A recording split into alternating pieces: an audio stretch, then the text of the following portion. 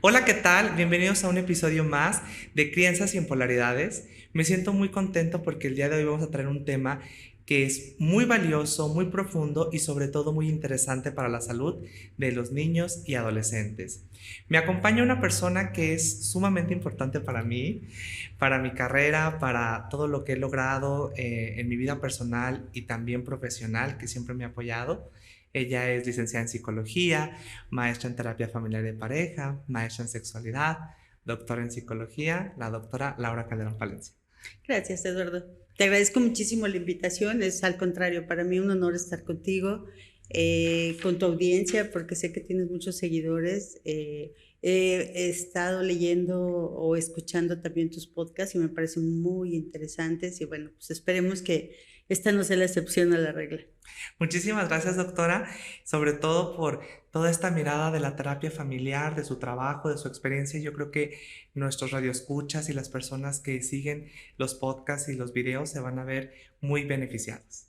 Y bueno, pues vamos a ponernos a platicar, a conversar sobre este tema.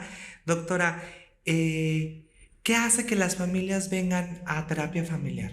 ¿Qué es normalmente las temáticas que dice una familia? Bueno, vamos a terapia porque algo no está yendo bien. Fíjate que es una muy buena pregunta, Eduardo, porque normalmente llegan a terapia porque lo refieren. O Mm. sea, es difícil. Llegan más parejas. Las parejas sí llegan así como que como una última alternativa, como una última oportunidad, muchas veces así como que no con la asertividad que deberían de llegar con nosotros, porque a lo que vas a terapia familiar precisamente es a tomar herramientas para una dinámica, para el funcionamiento de tu familia mejor. Entonces, desafortunadamente, pues vamos con la idea exactamente de que nos van a evaluar, nos van a criticar, nos van a regañar, ¿verdad? Y pues no, eso no es así, a la contra, el acompañamiento de nosotros hacia la familia y muchas veces la psicoeducación, ¿eh? O sea, porque aunque somos papás de 10, 20 años y fuimos hijos también, no tenemos la educación, muchas veces no tenemos ni siquiera claras cuáles son las funciones parentales. Entonces, yo creo que ese es uno de los objetivos principales. Entonces, llegan a terapia la mayoría porque los refieren o los maestros o los psicólogos infantiles, como es el caso. Fíjese que toca un tema bien valioso como a pesar de tener nuestra propia historia como eh, hijos y tener algunos años siendo padres, a veces no tenemos claro. Hoy en día vemos mucho esta parte de que los papás les cuesta mucho el tema de roles. ¿Usted qué ve en la consulta, doctora, en su trabajo con familias? ¿Cree que esos roles o esos límites están diluidos, que los papás, al menos yo veo que venimos de una crianza muy autoritaria y nos fuimos a la polaridad de una muy permisiva y los papás están guiando a sus hijos desde la culpa? Pero no sé usted a qué se topa en su ejercicio profesional con estas familias. Sí, claro, por supuesto, con límites muy difusos, o sea, no con límites claros, o sea, porque muchas veces tú has escuchado que es muy común decir así como que yo soy una persona sin filtros, pero resulta que esa persona sin filtros es una persona agresiva que te dice cosas que ella piensa, pero que van muchas veces en contra de tu persona, o sea, que te ofende. Entonces, pensar que ser a veces claros lo confunden con asertividad, ¿no? Porque yo tengo derecho a pensar de ti lo que yo quiera, pero no tengo derecho a decírtelo, y menos si te va a ofender, ¿no? Entonces, normalmente pensamos que eso es ser asertivo. Y sí, los roles son, por supuesto, ahora tenemos una difusión de roles desde cuál es el quehacer con todo esto de las nuevas masculinidades, toda la parte de donde la mujer se inserta en el ámbito laboral y entonces ahora es mitad y mitad, la crianza la hacemos entre dos. Los límites ya están, haz de cuenta, como muy, ¿qué me toca a mí? Ujú. Porque antes, y bueno, yo soy defensora de la figura paterna, o sea, porque sé la importancia que tiene precisamente en la crianza de los hijos, ¿no? O sea, si no tenemos una figura paterna, y no quiere decir que sea el papá precisamente, yo creo que vamos a ahondar un poco más allá, pero si no tenemos, haz de cuenta, quien nos ayude en los procesos de socialización, si no tenemos una figura de autoridad ahí, no vamos a poder aprender de nadie. Por eso estos niños llegan, haz de cuenta, a la escuela como desafiando a los maestros, así como, ¿tú qué me vas a enseñar a mí si tú quién eres, no? Pero si tú tuvieras una figura de autoridad introyectada, pues entonces el maestro, pues es como la figura de autoridad que yo tengo introyectada y por supuesto, claro que voy a aprender de esa persona, ¿no? Entonces sí, claro, los roles están confusos, ¿no? Porque ya no es un padre que era el que se encargaba de ser proveedor, ahora la mamá también es, pero al entrar tú con la participación económica, también se distribuye el poder. Hay que ver qué va pasando con el poder, que vamos a seguir hablando de eso seguramente, ¿no? Fíjese que comenta esto y me emociona un montón porque algo de lo que le he aprendido en nuestras supervisiones y en nuestro acompañamiento al servicio de las infancias, adolescencias y las familias es la parte de la paternidad. Y en nuestra cultura se niega mucho al padre. En nuestra cultura, yo por eso me dedico mucho a la crianza y esos talleres que yo hago porque es como mi granito de arena y sobre todo el impacto que tiene la dinámica familiar y la crianza. ¿Usted qué opina? Y esta pregunta me surge en este momento. Luego a mí me pasa que dicen, es que el papá quiere estar presente, pero porque no tiene un buen trabajo, no tiene una buena solvencia económica, la mamá se siente muy angustiada de que yo aporto mucho, yo pago la clase de inglés, la natación, y él quiere estar presente y que se lo preste, pero no aporta nada. Y empieza a haber este conflicto. Y yo veo a los niñitos tan necesitados de sus papás y yo siempre he dicho, si el papá no le hace daño y le aporta, que esté presente en su vida. ¿Usted cómo percibe esa parte? No sé si también le ha tocado ver que en esta parte el dinero es poder y no desde un mal sentido, da un poder en nuestra economía, en nuestra sociedad y en nuestras familias. ¿Qué consejo le daría a esas mamás que tienen esta perspectiva, sobre todo estas mamás que de repente se niegan a, bueno, es que no aporta y para qué mejor que no lo vea? Sí, fíjate que eso precisamente me mandó a mí a hacer una maestría en Derecho Familiar. Mm. Porque yo siempre les había dicho, es que no lo vas a creer tú, Eduardo, pero llegan a la consulta profesionistas que dicen, es que no me deja ver a los niños. ¿Cómo que no te deja ver a los niños? Es tu derecho. Es el derecho de los niños. ¿Cómo que no te deja verlos? O sea, tú puedes ir al DIF, ve al DIF y ahí te van a decir que esos son los derechos y si no te deja verlos, pues te vas a ir a otras instancias precisamente para que tú los veas. Pero tú no puedes dejar de verlos porque es un derecho de los niños de estar con sus padres, ¿no? Entonces, sí, desafortunadamente es algo que está como muy difundido y ahí está otra vez el poder.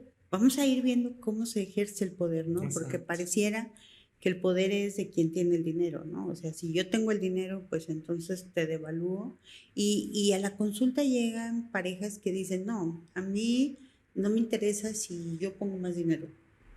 Pero resulta que a la hora que es la dinámica familiar, Sí, entonces sí es que yo pago esto, yo pago lo otro, y entonces yo decido, y entonces ya si te lo presto o no te lo presto, ¿no? Cuando los papás tendrían que tener la libertad de educar a sus hijos, o sea, porque también son hijos de él. Entonces exacto, yo les digo así como que, pero ¿qué te da el derecho a ti para decir que no cuando también él es papá? exacto. Entonces sí, claro que lo encontramos y bueno, es una educación exactamente siempre, porque es el derecho de los hijos exactamente de tener la crianza cercana del padre o de la madre, porque otras veces sucede con el padre que cuando la mamá ya no quiere andar con él o no quiere por X causa, pues es entonces te voy a quitar a los niños y no los vas a ver porque tú tienes una mala reputación o lo que sea. No tiene nada que ver. Tiene nada que Claro. ver con eso, ¿no?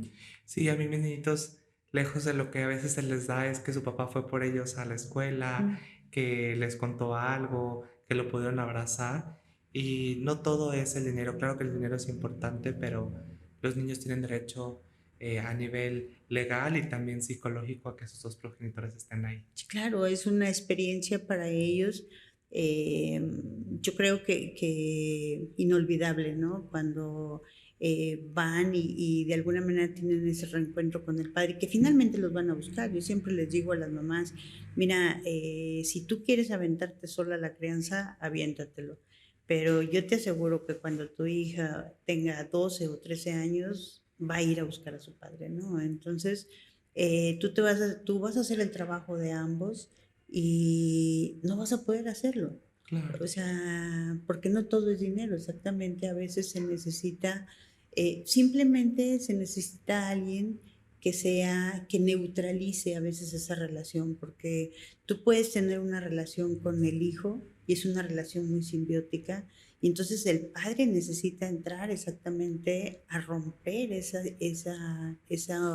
simbiosis, ¿no? claro. Entonces, claro que es muy importante, el padre es el que te va a ir inculcando la disciplina, el padre es el que te va a ayudar a que obedezcas exactamente como todas estas reglas sociales. Fíjate cuando no hay una figura paterna, porque muchas veces está el padre ahí, y es un padre que está devaluado, un padre que no puede decir nada porque la mamá es, tú cállate, tú no sabes, tú no puedes hablar. ¿Cómo ese niño primero va buscando esa figura paterna en la escuela? Porque ese niño es el que se va a portar mal, es el niño que va el maestro va a tener ahí como que afuera, es el que van a llevar con el director. O sea, y si no pueden en la escuela, ese niño lo va a buscar en la institución gobierno, ¿no? Porque entonces es el que se porta mal para que lo agarre la policía y entonces lo lleven con el juez, ¿eh? O sea, y si te vas hacia la parte religiosa, pues entonces te vamos a llevar a la iglesia para que te eche agua bendita porque te portas muy mal, ¿no? Pero otra vez, Siempre se esa figura busca, paterna, ¿no? claro. Y se busca ahí incluso, es muy interesante cuando esas personas que se meten tanto en problemas, ¿no? Y vemos estos vínculos y esta carencia. Oiga, doctora, y yéndonos un poquito como a profundizar en el tema de la familia, ahora que nuestros textos hablan de los diferentes tipos de familia, ¿qué nos dice la terapia familiar sobre los tipos de familia? Creo que luego teníamos un esquema muy rígido, ¿no? Ujú. Sobre lo que era familia, pero ¿cómo se clasifican o cómo se nombran los tipos de familia? ¿Cuáles existen? Bueno, hay muchos tipos de familia. Ahora, ahorita no sé por qué se me vino a la mente cuando te dijiste, a ver, como que otros tipos de familia. Y tenemos exactamente mi tesis de la maestría en sexualidad, yo la hice sobre familias homoparentales. Y la sorpresa fue que las personas, cuando salimos a hacer el trabajo de campo, las personas no sabían cuáles eran las funciones parentales. Entonces ellos decían así como que, porque fíjate, una familia homoparental y dicen, pero ¿cómo? O ¿cuáles son las familias homoparentales? Entonces yo puedo decirle, pues una familia homoparental es la abuela y la mamá cuidando a un hijo. Son dos mujeres cuidando en la crianza, ¿no? Entonces inmediatamente era, pero es que si son dos hombres o si son dos mujeres, siempre ha estado. Dos hombres o dos mujeres siempre ha estado, ¿no? Pero cuando nos vamos exactamente, nosotros lo que evaluamos son las funciones parentales. Y entonces había personas en la entrevista a la hora de aplicar el instrumento que aplicamos y que entonces decían así como que, pero es que no está bien, o sea, sería el mejor lugar. Y nosotros decíamos, ¿de dónde crees que, claro, ahora la tecnología pues ya nos rebasa, pero en el tiempo de la tesis yo les decía así como, ¿de dónde están los hijos de las familias homoparentales? Si estamos hablando de una abuela con la mamá, pues el papá se fue, ¿no? O la mamá fue tan empoderada que lo corrió, ¿no? Pero el niño ya no tiene al padre. Y si estamos hablando de dos mujeres o dos hombres, diríamos, si tú dices que lo heterosexual es lo mejor, ¿dónde están esos papás? porque si estos papás iban a adoptar, ya sea 2 mujeres o 2 hombres, ¿dónde están los papás? Sí, fue porque hubo un otro que no quiso Un ese otro que no bebé. quiso hacerlo, Ajá, hacerse cargo, ¿no? exacto. Entonces, tú vas viendo exactamente, yo recuerdo mucho, no sé si tuviste una película muy antigua que rompió como que todos estos esquemas, que se llamaba El silencio de Oliver. Y esa película, acuérdate cómo era, ¿no? Cómo la mamá de alguna manera se relaciona con una persona que lo ponen como militar para encubrir un poco la violencia, porque muchas veces la violencia se encubre con la disciplina, ¿no?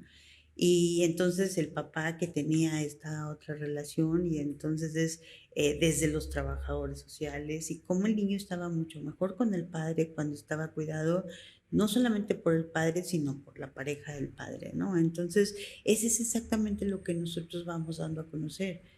¿Quién ejerce las funciones parentales? Cómo es el cuidado, cómo es el acompañamiento, la escucha, la empatía, la responsabilidad, el compromiso, etcétera, ¿no? O sea, todo eso, diríamos, a veces ser padre o ser madre no basta. Basta, tendremos que hacer todo eso constantemente, ¿no? Y a mí me dicen así como, oye, ¿cuándo crecerá o cuándo se casará para que se acabe esto? Y yo, no se acaba nunca, ¿no? O sea, tú ves a una persona, por ahí andaba una canción de Arjona, ¿no? Que decía así como que la mamá se tardaba un chorro en llevarle el café, y dices tú, ahí está, todavía 50, 60 años ya andas dándole de desayunar a tu chiquito, ¿no? Tu bebé. A tu bebé. Eh, Doctora, entonces ya adentrándonos aquí hay muchos tipos de familias, independientemente del vínculo que compartan, sean dos mamás que una, o dos cuidadoras que son mamá e hija, o porque son pareja. ¿Qué elementos se tienen en la dinámica familiar? Es decir, cuando, cuando nosotros analizamos esto, ¿qué elementos tiene una dinámica familiar? Ya hablábamos de los roles, no sé si hay otros elementos que constituyan eh, esa estructura familiar, que es lo que ustedes como terapeutas analizan. Sí, sí, sí, yo creo que sí. En este tipo de familias a mí me gustaría también, antes de pasar a esta segunda tema, las familias reconstruidas, porque eso es así como que lo de ahora, ¿no? O sea, es tan Los tuyos, los míos y común, los los nuestros. tuyos, los míos y los nuestros, Claro. ¿no? Pero es tan común, pero resulta, haz de cuenta que a la consulta te van a llegar y es así como que no, es que ya nos vamos a ir a vivir juntos, ¿no? Porque ahora, pues si ya se supone que eres adulto, pues ya no haces esa relación de noviazgo, ya inmediatamente te vas a vivir con él, ¿no? Claro. Y entonces ya los llevamos a comer, o sea, una pareja, ya nos fuimos, los llevamos a Malibú y se llevaron súper padre. No, Entonces, vamos a llevarnos juntos. ya nos vamos a ir a vivir juntos, ¿no?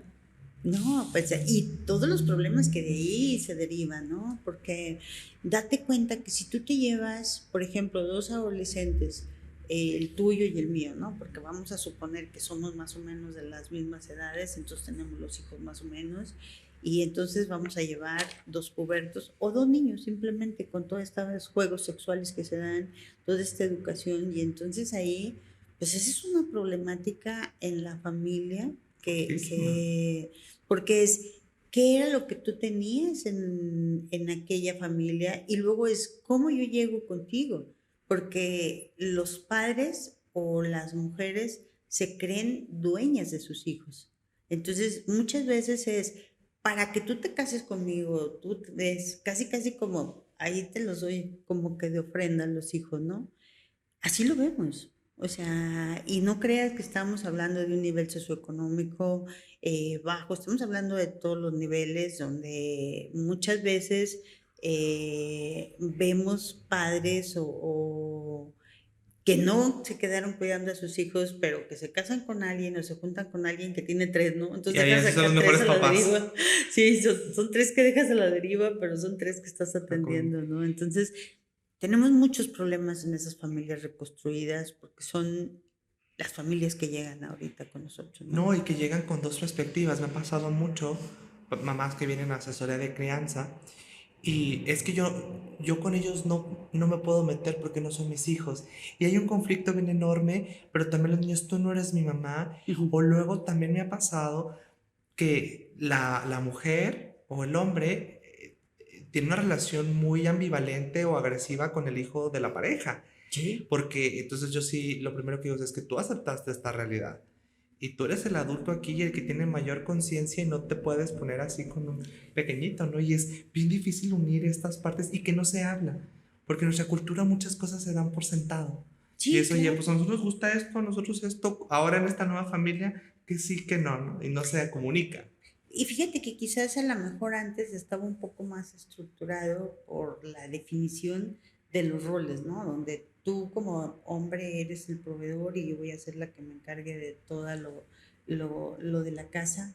Pero ahora en esta difusión exactamente de los roles también es, porque antes si yo tenía un hijo y me casaba contigo, yo ya sabía este hijo que tú ibas a ser el padrastro o el papá que Yo voy a iba a seguir viendo hacerle el de rol, ¿no? padre, La ¿no? disciplina. Ese era tu rol. Acá es si tú tenías un hijo, ya sabía yo que yo le iba a lavar y le iba a planchar, le iba a hacer la comida, nada de que yo no le digo nada porque es hijo de él, ¿no? Ahora ya no es porque tú llegas a la relación y llegas y dices, pero son mis hijos y tú con ellos no te vas a meter. Híjole, pues qué complicado, ¿no? Porque viven en tu casa. ¿Cómo que no te vas a meter tú? Sí, o si Entonces dejan ese algo ahí niño va a hacer tirado. lo que le dé su gana y tú no le vas a poder decir nada porque tú no eres el papá, pero resulta que es tu casa y tú tienes que poner las reglas en tu casa. Qué Entonces, complicado. sí, no, son muchísimos, Muchos temas. muchos temas, ¿no? Y para ir ayudando a estas familias reconstruidas, o a las familias en general, ¿qué elementos tiene una dinámica familiar? Aparte de los roles de Ujú. parentalidad. Las jerarquías, porque aquí estaríamos hablando, haz de cuenta, estaríamos hablando de límites y jerarquías, ¿no? Y la jerarquía es, si nos vamos a ir a la casa de él, porque es mi pareja, pues tú tienes que respetar las reglas de esa casa, ¿no?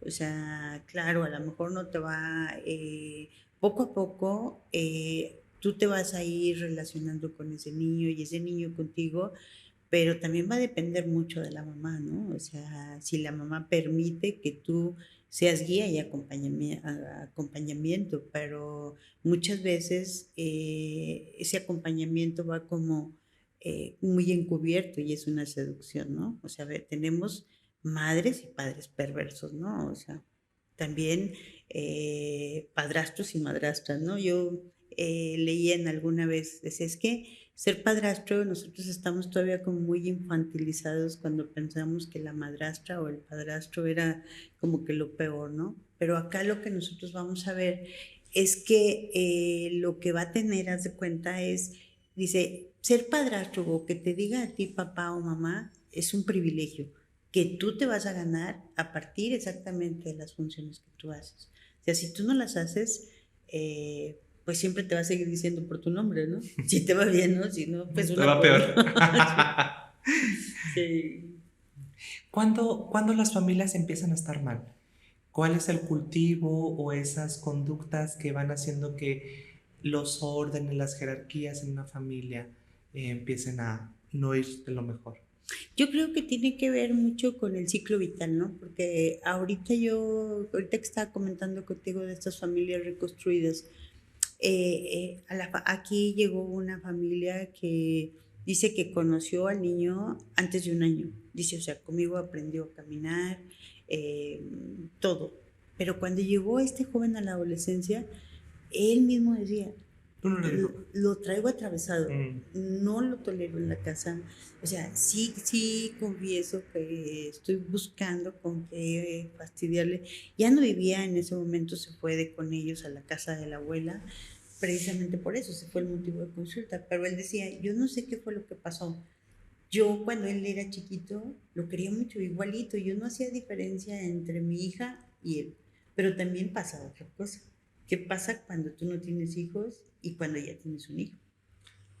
Sí, ya empiezas como a ver los tuyos, ¿no? Que haya mucho Entonces, cariño. dependiendo mucho del ciclo vital, ¿no? Porque tú puedes tener una muy buena relación de pareja, pero al momento que llegan los hijos, aparecen, haz de cuenta, ahora sí, como que muchas cosas que estaban bajo la alfombra, porque ¿cómo vamos a educar a nuestros hijos? Porque también ahí empieza a influir tu familia, o Hmm. sea, la familia de origen, donde es que sí lo van a bautizar o no lo van a bautizar, es que cómo lo vas a educar, va a ser igual que aquella familia o va a ser igual que esta. Y entonces empiezan todos esos problemas que a lo mejor no estaban en la pareja. Entonces va dependiendo, ¿no? O sea, tú puedes pasar bien la etapa del encuentro y a la hora que lleguen los hijos empiezan los problemas. Mm, Y a lo mejor no teníamos problemas porque tú y yo nos llevábamos bien, o sea, poníamos mitad y mitad para la comida y se acabó, pero cuando tuvimos un hijo ya no nos pudimos poner de acuerdo en quién, desde quién lo iba a cuidar, claro. porque empiezan así como que, ah, no, Tiene que haber cambios en la dinámica, ¿no? Exacto, a la sí, que llegada no de un lo otro. cuide tu mamá, porque luego tu hermana lo carga de esta manera, tu- todo esto cambia mucho, ¿no? Entonces, yo creo que tiene que ver mucho el ciclo vital, va a tener que ver, por supuesto, pues eventos excepcionales, ¿no? Muchas veces la muerte de alguien, la violencia, un accidente, una enfermedad. O sea, muchas veces una enfermedad cambia la dinámica relacional. Un niño con alguna característica especial también cambia mucho la dinámica Claro. familiar, ¿no? Y desde la perspectiva de la terapia familiar, el conflicto es un intento de regulación de la familia, ¿no? Pero a veces termina no siendo adecuado. Es decir, estas peleas, estas dificultades, pues bueno, estamos tratando de volvernos a configurar, a ver cómo resolvemos esto, pero ¿qué sucede cuando entonces ya esto sobrepasa? Porque creo que el conflicto, las disputas, lo no ponernos de acuerdo es parte de cualquier relación, ¿no? De Mm. cualquier vinculación. Pero ya cuando las personas no están teniendo las herramientas suficientes, ¿qué se ve, doctora? ¿Qué pudiera ser como estos poquitos rojos a nivel de la familia? Porque de repente es como, bueno, ya se pelearon los hijos o no sé qué, pero ¿cuándo ya sería algo no tan esperado o algo que ya un poquito más patológico? Bueno, yo creo que el más común que vemos es qué va pasando conmigo, por ejemplo, al momento que nace un hijo, a veces desde el embarazo. Y que bueno, no nos vamos a meter mucho en la parte psicoanalítica de es que, cuáles son las fantasías exactamente cuando nosotros vamos esperando, estamos embarazados, ¿no? Pero si nos metemos a esto y nos vamos meramente a lo sistémico, diríamos así como, fíjate cómo muchas veces desde que está embarazada la señora es, eh, me voy a ir a dormir a la recámara para no molestarte, ¿no? Me da miedo pegarte, me da miedo darte un codazo y entonces yo ya me voy a otra recámara, ¿no? O ya nació el niño y entonces tú ya no te quedes aquí porque se va a quedar aquí en la cama conmigo y ese niño tiene 5 años y todavía está en medio de la cama, ¿no? Un muro de contención en medio de la pareja, ¿verdad? Entonces, ¿cuál es lo más común? Pues involucrar a un tercero, que es ese niño muchas veces parentalizado o coludido, ¿no? Porque entonces, ¿qué va pasando con este papá o con esta mamá, ¿no? Imagínate una mamá que se pasa todo el embarazo ya sola porque el papá le dijo así como que, no, mira, mejor quédate tú ahí para que estén bien tú y el niño. Pues entonces, si yo no hubiera tenido este niño, pues a lo mejor mi pareja todo estaba aquí. Qué fuerte. Si yo no hubiera tenido este niño, yo tuviera todavía esta figura que tenía antes y a lo mejor a mi pareja si le hubiera gustado, ¿no? Empiezan todas estas fantasías, que son fantasías, pero que finalmente son depositadas en el niño, ¿no? Y esos, por supuesto que empiezan los celos, que no deberías de tener celos hacia tu hijo, pero Pero es muy aparecen los celos. común y los que nos dedicamos a esto lo vemos. Ujú. Fíjese que el otro día me dice uno de mis pacientes adultos jóvenes, ¿no? Muy jovencito, me dice, ya viene la Navidad y está esta disputa de a dónde nos vamos a ir y no sé qué. Y me dice, desde niño me han puesto en estas situaciones que sea yo el que elija. Y le digo, si te das cuenta que no te corresponde a ti elegir y que tu papá y tu mamá no se pueden hacer cargo de asumir una parte y es más fácil que te pongan a ti en medio. Y él estaba súper choqueado porque entonces empieza a darse cuenta desde muchos años atrás en su vida, cuando él ha estado decidiendo por sus papás y la carga que representa muchas de las veces, eh, o las cargas que le depositamos a nuestros niños y adolescentes y no nos damos cuenta. ¿Por qué desde la perspectiva familiar y sistémica el problema del niño tiene que ver con el sistema? ¿En qué momento es por esto que los papás los triangulan o los ponen ahí en medio de ellos? ¿O es que a nuestros niños también les gusta mucho Ah, no, claro, pues es hacerse que, los salvadores? no, claro, yo creo que esa es la parte exactamente de la terapia familiar, ¿no? No va a ser, haz de cuenta, la parte lineal donde la mamá hace esto y el niño solamente lo recibe, sino qué pasa con lo que recibe el niño y le regresa a la mamá exactamente, ¿no? Ahí, ¿qué pasa, por ejemplo, porque este papá no va teniendo la fuerza suficiente como para decir, no, bueno, pues tú eres mi esposa, yo quiero estar aquí contigo y el niño tiene su lugar, ¿no? Tiene la cama o tiene la cuna o lo que sea, ¿no? ¿Por qué no tiene esa fuerza suficiente de hacerlo? Pues porque a lo mejor es un padre devaluado o porque él no quiere estar ahí. Entonces, ¿cuál es la función que va cumpliendo como que este niño, no? Porque ahorita cuando dices es de qué manera nosotros les preguntamos, porque entonces a veces nosotros estamos como que medio queriendo quedar bien con el papá para que no se vaya y entonces digo que sí me quiero quedar con mi mamá, pero en realidad yo no me quiero quedar con mi mamá porque mi mamá está enojada conmigo y eso es verdad, ¿no? A veces es, el papá es el que no quiere quedarse con la mamá, el niño lo percibe y entonces el niño está ahí, pero la mamá está enojada y está recibiendo como que todo este enojo, ¿no? Entonces sí es muy complicado para ese niño tener ese lugar. Claro que tiene un empoderamiento, porque es un hijo parentalizado y parentalizado quiere decir que en la estructura familiar tienes otra jerarquía. No llegas al lugar de los padres, pero estás por encima de los hijos, ¿no? Es al que le encargan todo, ¿no? Te encargo a tu hermano que se porte bien y si no, pues a ver cómo tú lo arreglas, ¿no? O que se le empieza a involucrar mucho en la dinámica y en las decisiones, ¿verdad? Claro, como decisiones. Sí, claro. ¿Y qué podemos nosotros hacer para evitar que suceda esto? Porque luego yo como clínico infantojuvenil me doy cuenta que un problema de un niño es multifactorial. Aspectos biológicos, psicológicos, sociales, ambientales, esto lo hemos sabido desde hace muchos años. Pero a veces el niño viene porque tiene algo no resuelto, algo adaptativo, algo esperado para la edad, o sea, se atora en alguna parte, ¿no? Pero cuando ya empieza a ser como una situación donde por más que se ha trabajado con él, pues yo siempre les digo, estamos con la mirada acá con Luisito que no se porta bien, pero quitamos a Luisito del escenario y nos volteamos a ver como adultos que tú y yo como pareja no funcionamos. ¿Qué tanto es problema familiar y qué tanto es de pareja? Porque a veces yo al menos lo que he visto desde mi cancha es que muchas cosas son de pareja y la pareja lo lleva a la familia. Sí, claro. Y, no, y es que tu papá y es que esto, y para mí un problema de la familia es no nos ponemos de acuerdo de qué comer, ¿no? O sea, porque a mí me gusta esto, pero creo que es muy común que los problemas de la pareja se lleven a la familia, doctora. No sé si nos pudiera hablar sobre eso. Sí, claro.